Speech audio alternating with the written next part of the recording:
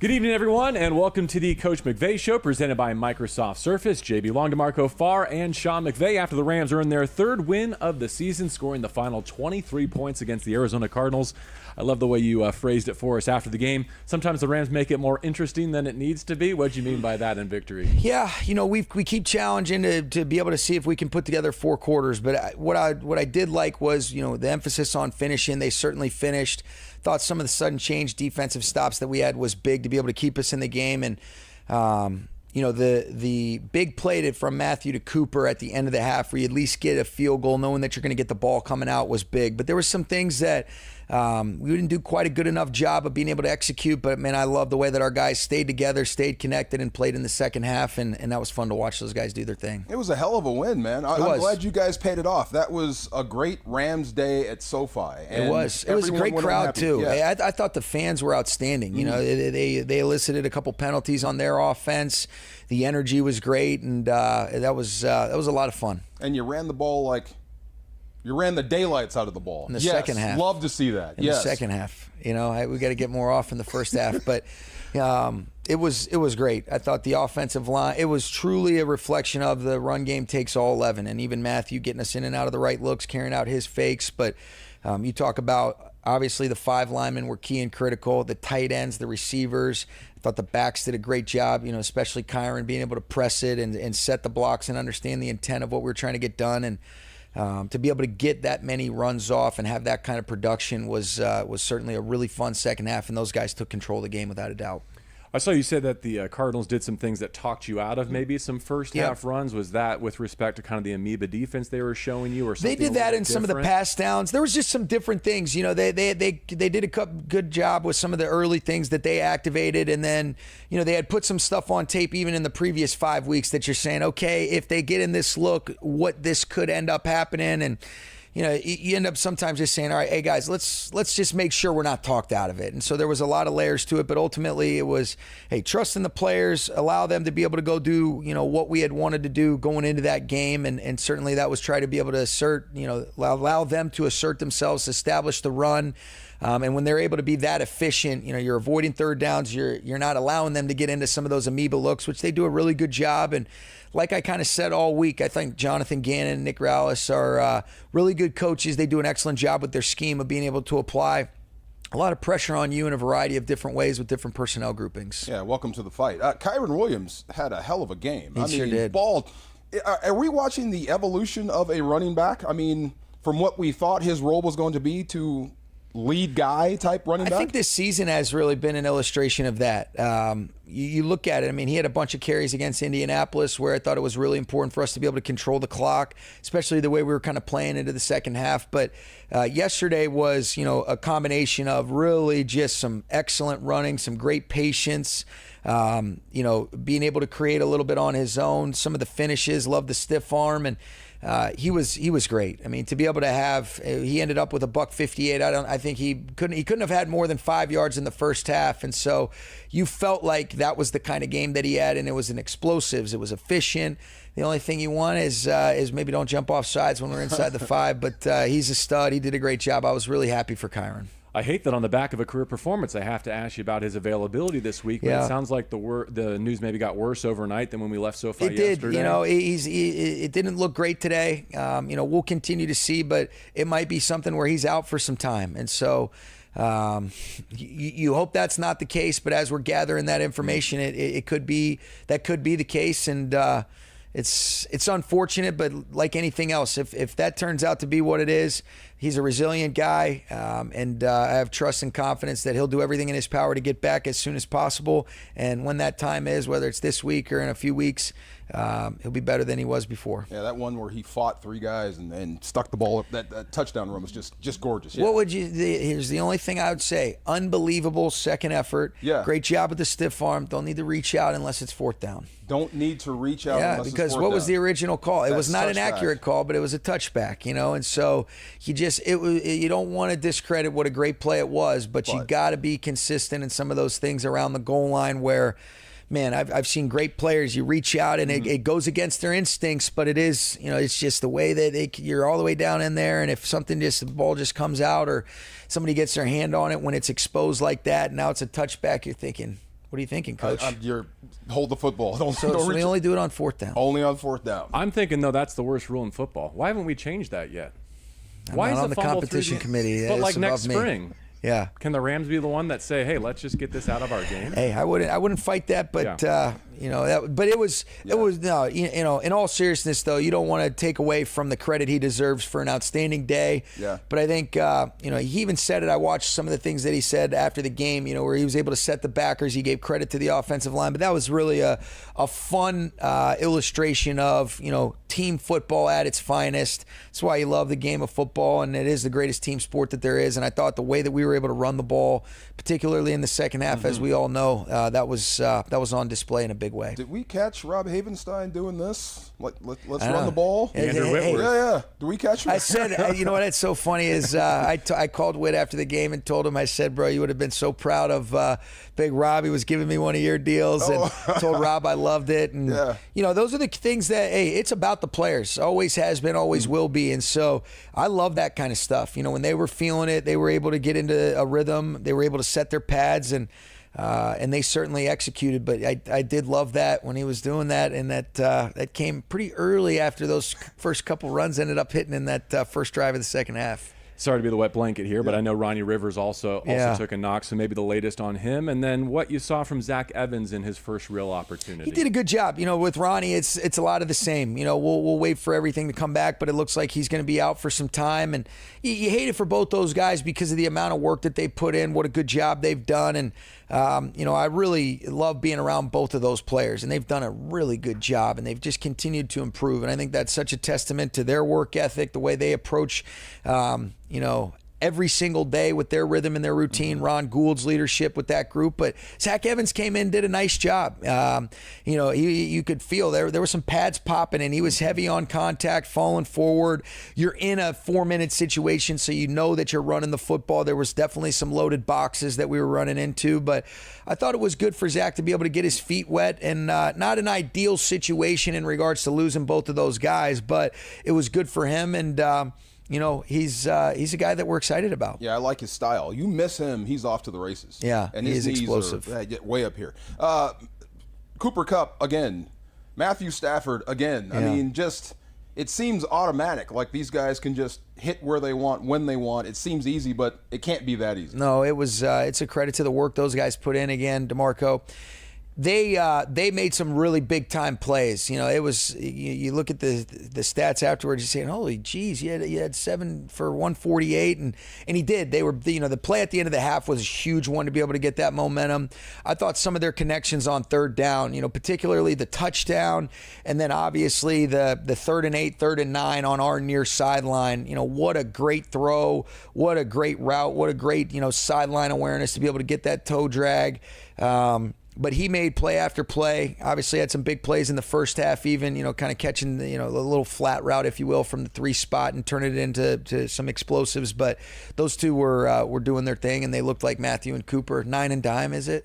9 and dime. There you go. Love that show, don't you? You know what? Veronica showed me that last week, and I thought they did a good job. It was good to be able to see them rib each other a little bit, and I did enjoy it, yes. I like the fact that Kupp said he had never run that route in 7 years. I've seen every play of his career. Could that be true? He's never been. That route's never been thrown to him. He's run a the love of the game guy. Well, he's sometimes is lining up at some different spots now. So that was the love of the game. Was he was at the 2 spot to the three-man surface. That typically has been a route that you've seen maybe Van, Sammy Watkins, Brandon Cooks, even Odell over the years catch, but. Cooper went and got that thing. He said he had to open it up. It looked like the hamstring was feeling pretty good, didn't it? We said that last week. That's the best thing about what happened at Philadelphia. Seeing him accelerate like that hamstring must be feeling good. The long speed was on display. He was there. And Tutu, my goodness, that little out route he caught. That was a great throw and catch. Great throw, but how in the heck do you stay in bounds?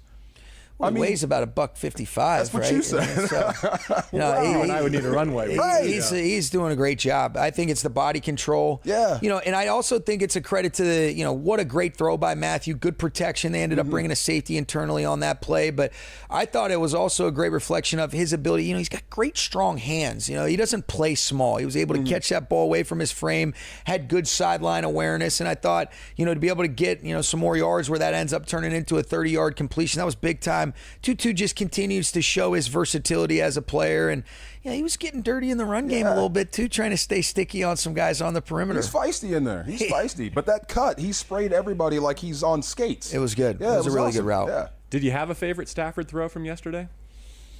One we mentioned already? Yeah, there was a lot. All of the ones that we've kind of talked about, every single one of those are such high-level throws. Even the one that went for 30-plus to Cooper where, you've got Kazir White in an inside trail technique. Those are high-level throws. And so I thought consistently throughout the day, he was hitting his spots. And so even a couple that we didn't complete were some pretty damn good throws. That's why I asked, because I desperately wanted that red zone one to Puka in the end zone. That was a great job. For one very specific reason, what Steve Avila did there. That was a great job cleaning out the pocket. He did a great job of being able to help out Alaric on that one, and it was a good job. I know exactly what you're talking about. And today's his birthday, so it also gives me a chance to wish him a happy 24. Wow. Big Steve. 24. Big Steve, man. He's playing well. Yeah, he is. Got a game ball. He got a game ball. He Big fella. it. He played really well. Not the whole line, just him? The whole line was definitely deserving of it, but I did think that, as coaches, I thought his performance and his consistency throughout the game really stood out. And yeah, it's his birthday. It's weird what happens when you have the same five that keep starting over and over. It's funny how that works. It's funny how that works in football. Same thing about on the other side, defensively speaking. If it weren't for mobile quarterbacks, I think you might have 12 sacks yesterday. You get good pressure, but sometimes they get out. How do you coach that? Well, there was a couple times that we allowed that by our execution of what the calls were. First of all, I think let's not be a Grinch right now. There was a lot of really good stuff. I thought our guys did a great job. I thought for them to keep them out of the end zone, I thought for our defense to play the way that they did, especially on the early downs, was outstanding. To get 2 turnovers, for Aaron to influence the game the way that he did, BY, Christian Roseboom, you look at the fumble recovery that, where BY forces the fumble, and you could see whether it was Kobe Turner or Quentin Lake who ended up coming down with it. That was great urgency to go get on the football. But I thought there were some situations. Dobbs did a nice job, but there was also some times where we kind of beat ourselves. We weren't where we were supposed to be. We've got to be able to do a great job with that communication, especially in some of those third down and longer situations where you can't give those great quarterbacks the ability to be able to escape and buy time, and especially if it's not doing the things that we're supposed to do, and it's already hard enough as it is. And so there was some good learning ops for us there. That's the thing. Some great rushes. Byron Young, and I wonder, like with Kyren, can Byron Young turn into that guy? Some of those beats, that's a pretty good tackle. And he's running right by the guy. Yeah, even on the second play of the game, you look how quickly he won on that inside move where Christian Roseboom's able to make the tackle for a 0-yard gain to earn the 3rd down and 10.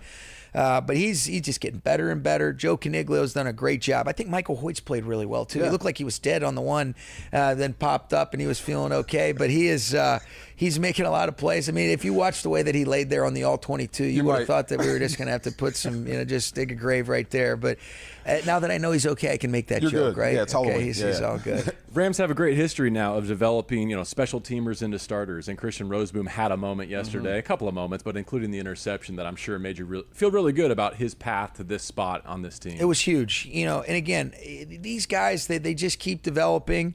He still makes plays for us on teams, but you could feel as soon as we got Christian Roseboom in this building a few years ago, even just the way that he would get us better on the look team, where he's got great concept trigger, he's got good range, he's got great athleticism, he's a mentally and physically tough guy, and I was really happy for him to be able to, capitalize on that opportunity he had. And man, that was a big one. It's a 16-9 ball game at that point. They're in the tight red area. We had to have it, and those are the kind of plays that you talk about, playing complementary football, being able to shift the momentum of the game. That was one that stood out to me for sure. And he's got great lettuce. Remember? He does. He's got great lettuce. See? Yeah. You remember? I do remember it. How did you phrase that, Aaron Donald? What impact on the game? Is that where that was a hell of a play? Yes. My goodness. Yes. That's not a sack though, a tackle for loss. A tackle for loss, but my goodness, you that's could how say it was a play action, even though it wasn't. Right. Yeah, he continues to lead. I mean, he's in the backfield before the play even gets started, and made me feel okay because that's what it looks like when we try to run those types of plays at practice. Absolutely. Big question coming into last week, how would you kind of fill the interior? Remember we talked about that last Monday with Bobby Brown taking his injury. Who'd you see step up?